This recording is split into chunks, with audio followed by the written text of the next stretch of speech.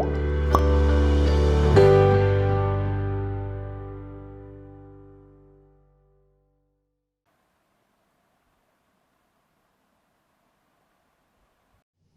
Friends, मैं Zubair Alam Khan and welcome to my YouTube channel the coaching वाला। और आज हम जानेंगे राजस्थान के पॉलिटिकल क्राइसिस के बारे में और समझेंगे कि एक्चुअली में ये पूरा विवाद है क्या। इस चीज को जानने से पहले मैं आपको बता दूं कि अशोक गहलोत और सचिन पायलट के बारे में हमने डिटेल में एक वीडियो बनाया है और उनकी बायोग्राफी कवर की है, जिससे आप उनको एज ए पर्सन, उनके पॉलिटिकल कैरियर को, अशोक गहलोत और सचिन पायलट दोनों को अच्छे से जान पाएंगे, जिनका लिंक मैंने डिस्क्रिप्शन में दे दिया है और आई बटन में भी आपको वो मिल जाएगा। तो टू कनेक्ट पार्ट 1 हम ऑलरेडी कवर कर चुके हैं, जिसका लिंक मैंने डिस्क्रिप्शन में दे दिया है और आई बटन में भी आपको उसका डिटेल मिल जाएगा। ये पार्ट 1 था जिसमें हमने ऑलरेडी कवर किया था राजस्थान का पूरा political background plus Ashok Gehlot और सचिन पायलट के बीच के जो भी पॉलिटिकल क्राइसिस किस तरह से वो शुरू हुए और उनका क्या सीक्वेंस था। तो 17 जुलाई तक के सारे इवेंट्स हम ऑलरेडी पार्ट 1 में कवर कर चुके हैं। 17 जुलाई को हमने लास्ट में देखा था कि राजस्थान हाई कोर्ट ने सचिन पायलट कैंप की पिटीशन को फर्दर हियरिंग के लिए एडजॉर्न कर दिया था और उसके बाद से अब हम पार्ट 2 के सीक्वेंस देखेंगे, जिसमें हमने ये करंट वीडियो है जिसमें हम कवर करेंगे 17 जुलाई के बाद के इवेंट्स, जिसमें हाई कोर्ट ने हियरिंग किया और फिर डिसीजन लिया और उसके बाद के सारे सीक्वेंस हम अब पार्ट 2 में कवर करेंगे। तो let's start with the part 2 of Rajasthan political crisis. तो नेक्स्ट 21 जुलाई को जब सुप्रीम कोर्ट की हियरिंग हुई तो सुप्रीम कोर्ट ने कहा कि डिसीजन जो है वो 24 जुलाई को दिया जाएगा और स्पीकर फर्दर तब तक भी कोई एक्शन नहीं ले पाएगा। तो यहां पर भी ये माना जा रहा था कि सचिन पायलट कैंप को बहुत बड़े रिलीफ मिला था, क्योंकि तब तक स्पीकर कोई भी एक्शन उनके डिस्क्वालिफिकेशन रिलेटेड नहीं ले सकता। मीनवाइल 22 जुलाई को क्या हुआ, speaker filed a special leave petition in the Supreme Court. Joshi had moved to top court complaining the high court had no jurisdiction to ask him to defer the disqualification proceedings. Meanwhile, Sachin Pilot also asked Supreme Court to hear them. So basically 22 जुलाई को क्या हुआ कि speaker का जो ये notice जिसके against high court ने ये स्टे एक तरह से दे दिया था कि 24 जुलाई को जब तक डिसीजन आएगा स्पीकर कोई एक्शन नहीं ले सकते, उसके अगेंस्ट एक स्पेशल लीव पिटीशन स्पीकर ने सुप्रीम कोर्ट में चैलेंज किया उस चीज को और कहा कि हाई कोर्ट को या कोर्ट को ये कोई अधिकार नहीं है कि वो स्पीकर को अपने काम से रोके। और इसी बीच सचिन पायलट ने भी सुप्रीम कोर्ट में कहा कि वो उनका पार्ट भी सुना जाए और फाइनली कपिल सिब्बल और हरीश सल्वे सुप्रीम कोर्ट में आमने सामने आ गए। तो नेक्स्ट ऑन 23 जुलाई क्या हुआ, Supreme Court denies stay on high court verdict that was due to come on 24 July, says a detailed discussion and the matter will be taken up on Monday 27 July again once there is a decision from High Court on Friday। So ये क्या हुआ कि basically next 23 जुलाई को supreme court ने वो जो याचिका थी स्पीकर की उसे डिनाई कर दिया और कहा कि ये चीज अप्लाई नहीं होगी यहाँ पर, क्योंकि हाई कोर्ट का जो जजमेंट है वो 24 जुलाई को आना है और उस जजमेंट के बाद ही सुप्रीम कोर्ट कोई बात करेगा।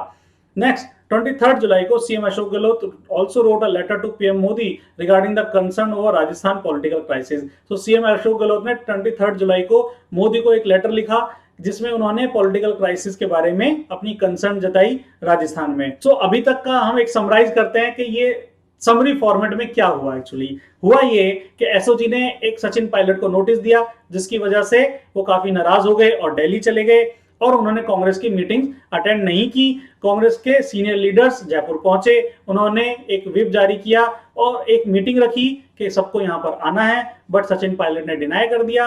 नेक्स्ट उसकी वजह से डिप्टी चीफ मिनिस्टर की पोस्ट से और प्रदेश अध्यक्ष की पोस्ट से उन्हें हटा दिया गया। उसके बाद चीफ व्हिप ऑफिसर ने भी उनके खिलाफ स्पीकर के थ्रू एक नोटिस भिजवाया कि क्योंकि वो पार्टी की मीटिंग्स में नहीं आ रहे हैं और पार्टी के अगेंस्ट में काम कर रहे हैं, इसलिए उन्हें डिस्क्वालिफिकेशन कर दिया जाएगा। जब ये नोटिस सचिन पायलट को मिला कि एज ए एमएलए उनका ये डिस्क्वालिफिकेशन हो जाएगा तो वो सीधे हाई कोर्ट चले गए इसको चैलेंज करने के लिए और हाई कोर्ट ने स्पीकर के नोटिस पर स्टे लगाया अंटिल फर्दर हियरिंग। और जब वो नेक्स्ट हियरिंग हुई तो उस हियरिंग के बाद ये कहा गया कि 24 जुलाई को जब तक फैसला नहीं आएगा तब तक स्पीकर उनका डिस्क्वालिफिकेशन के रिगार्डिंग कोई स्टेप नहीं ले सकते हैं।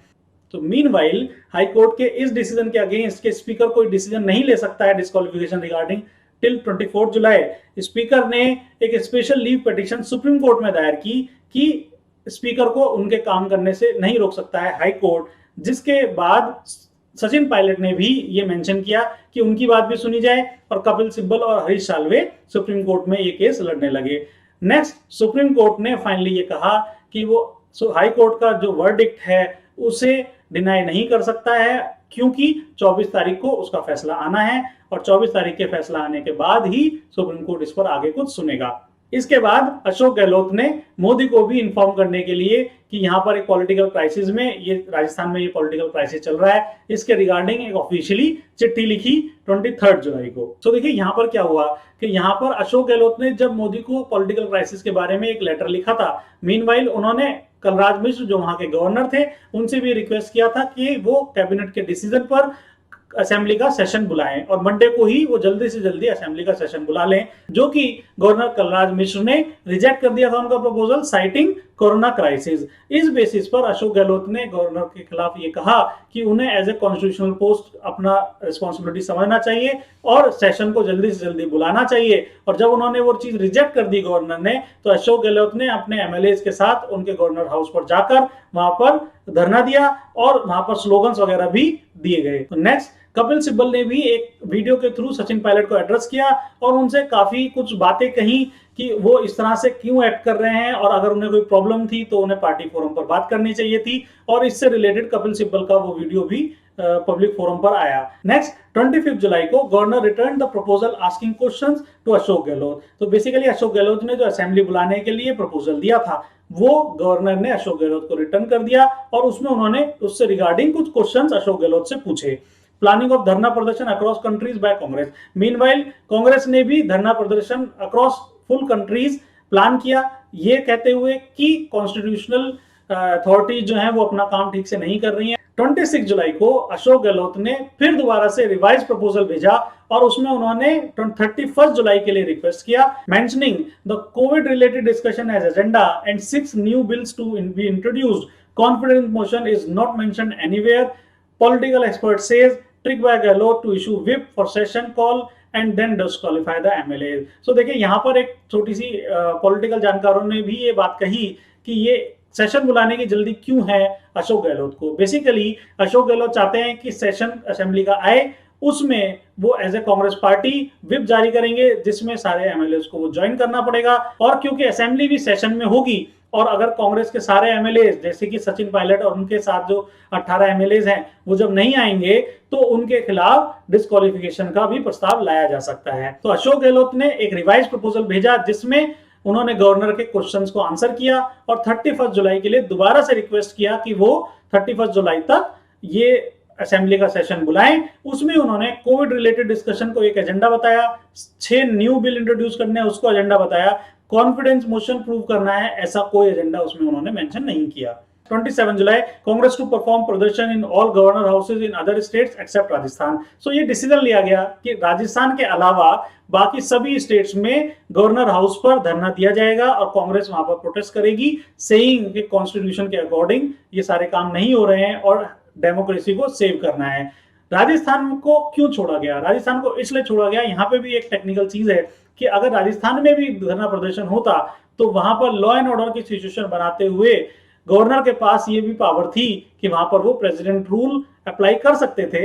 इसलिए गवर्नर हाउस इन राजस्थान को छोड़ दिया गया, वहां पर प्रोटेस्ट नहीं करेगी कांग्रेस, लेकिन बाकी सब जगह कांग्रेस प्रोटेस्ट करेगी। 27 जुलाई को governor Kalraj Mishra again return the proposal asking few more questions on that proposal. So basically देखिए यहाँ पर सीएम और गवर्नर इन दोनों के बीच में ये टसल शुरू हो गया। यहाँ पर गहलोत और सचिन पायलट एक अलग डायरेक्शन थी, वो तो टसल चल ही रहा था, लेकिन यहाँ पर सेशन बुलाने के लिए गवर्नर और गहलोत के बीच में भी टसल शुरू हो गई।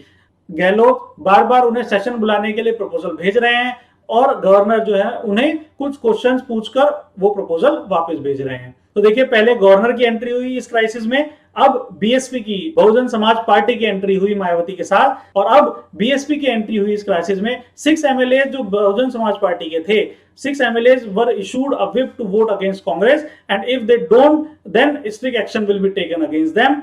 These MLAs won on BSP seat. After that, they joined Congress, which increased its strength to 107. तो देखिए यहाँ पर ये 6 MLAs क्यों इंपॉर्टेंट हो जाते हैं, मैंने स्टार्टिंग स्लाइड में बताया था। ये 6 MLA BSP की सीट पर लड़े थे और बाद में इन्होंने कांग्रेस ज्वाइन कर ली थी, तो तब से बीएसपी ने कुछ नहीं कहा। बट अब बीएसपी की एंट्री हुई है इसमें और बीएसपी ने ये व्हिप जारी की है कि जब भी वोटिंग होगी तो ये 6 MLA जो हैं वो कांग्रेस के अगेंस्ट में वोट करेंगे। अगर वो कांग्रेस के अगेंस्ट में वोट नहीं करते हैं तो उनकी डिस्क्वालिफिकेशन हो जाएगी। तो ये भी एक इंपॉर्टेंट ट्विस्ट आया है इस क्राइसिस में। नेक्स्ट 27 जुलाई 3 बेंच जज hearing in supreme court against high court order. So जैसे कि हमने पहले देखा था 24 जुलाई को जो हाई कोर्ट का ऑर्डर आया था उसके अगेंस्ट सुप्रीम कोर्ट में हियरिंग होनी थी 27 जुलाई को, लेकिन यहां पर फिर एक ट्विस्ट आया। Speaker CP Joshi has withdrawn the decision of the high court against which the petition was filed, supreme court allowed the withdrawal of petition. तो बेसिकली सीपी जोशी जिन्होंने हाई कोर्ट के डिसीजन के अगेंस्ट सुप्रीम कोर्ट में petition डाली थी, उन्होंने अपनी petition वापस ले ली, विड्रॉ कर ली, और इस विड्रॉल को सुप्रीम कोर्ट ने भी अलाउ कर दिया। तो सुप्रीम कोर्ट में ये मैटर अभी विड्रॉ पे चला गया। ये कुछ पॉलिटिकल जानकार ये भी कह रहे थे बेसिकली कांग्रेस ने ये डिसाइड किया कि इसे वो पॉलिटिकल फ्रंट पर ही आगे कंटिन्यू करेगी, अभी सुप्रीम कोर्ट में इस मैटर को नहीं ले जाएगी। New twist, Madan Dilawar BJP petition rejected by high court, petition question 6 BSP MLA joining Congress. So basically Madan Dilawar जो बीजेपी के हैं उन्होंने भी हाई कोर्ट में एक पिटीशन डाली हुई थी। इस पिटीशन में उन्होंने 6 बहुजन समाज पार्टी के जो एमएलए थे जिन्होंने कांग्रेस ज्वाइन कर ली थी उनकी डिस्क्वालिफिकेशन की मांग की थी, जो कि दल बदल कानून के अंतर्गत उनकी डिस्क्वालिफिकेशन हो जानी चाहिए। यह पिटीशन मदन दिलावर की हाई कोर्ट ने रिजेक्ट कर दी थी, जो कि एक बहुत बड़ा रिलीफ माना जा रहा था अशोक गहलोत कैंप के लिए, क्योंकि अगर ये पिटीशन भी एक्सेप्ट हो जाती तो इन 6 एमएलए जो बीएसपी के थे जिन्होंने कांग्रेस ज्वाइन किया, इनके नंबर्स भी इफेक्ट करते उनके टोटल नंबर्स को। Next 27 July, Governor Karnal Mish accepted the request of the state cabinet to call session with certain condition and should be as per constitutional guidelines. So basically इस सारे sequence को देखते हुए finally 27 जुलाई को governor Kalraj Mishra ने ये indicate किया कि वो सेशन बुलाने के लिए तैयार हैं, और उसमें उन्होंने उनकी कुछ कंडीशंस बताई कि सारी कंडीशंस मिट होनी चाहिए और एज पर कॉन्स्टिट्यूशनल गाइडलाइंस होनी चाहिए। तो इस डिसीजन के बाद ये देखा जा रहा था कि अब राजस्थान पॉलिटिकल क्राइसिस कुछ हद तक सॉल्व होगा या सेशन आएगा तो उसके आगे के स्टेप्स भी डिफाइन होंगे। सो 28 जुलाई को फिर दोबारा मदन दिलावर ने जो ऊपर पिटीशन उनकी रिजेक्ट हो गई थी, दोबारा रिवाइज फैक्ट के साथ वो पिटीशन फिर दोबारा से हाई कोर्ट में सबमिट की, जिसमें वो डिमांड कर रहे हैं कि जो 6 बीएसपी एमएलए हैं उन्हें डिस्क्वालिफिकेशन देना चाहिए, क्योंकि वो भी दल बदल कानून के अंतर्गत कांग्रेस में ज्वाइन कर गए थे, इसलिए उनको भी डिस्क्वालीफाई कर देना चाहिए। 28 जुलाई को ही मायावती ने एक स्ट्रॉन्ग स्टैंड लिया और उन्होंने अशोक गहलोत के खिलाफ काफी कुछ कहा, इवन कांग्रेस पर भी उन्होंने काफी वार किए और कहा कि वो इस मैटर को दबने नहीं देंगे और जो 6 बीएसपी एमएलए का मैटर है उसे वो दबने नहीं देंगे और काफी आगे तक ले जाएंगे।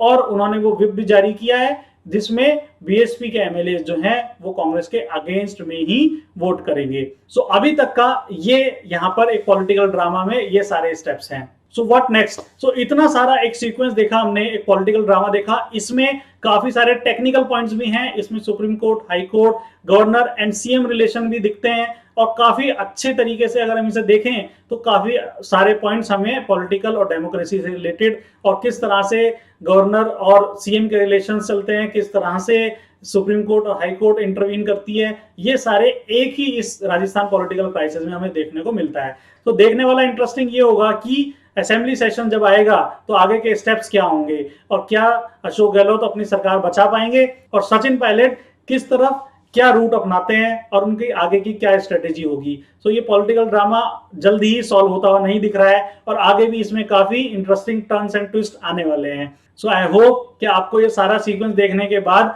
आगे के जितने भी इवेंट्स होने वाले हैं उनसे रिलेट करने में बहुत आसानी मिले और आप ये पूरा क्राइसिस अच्छे से with proper background and sequence समझ पाए होंगे।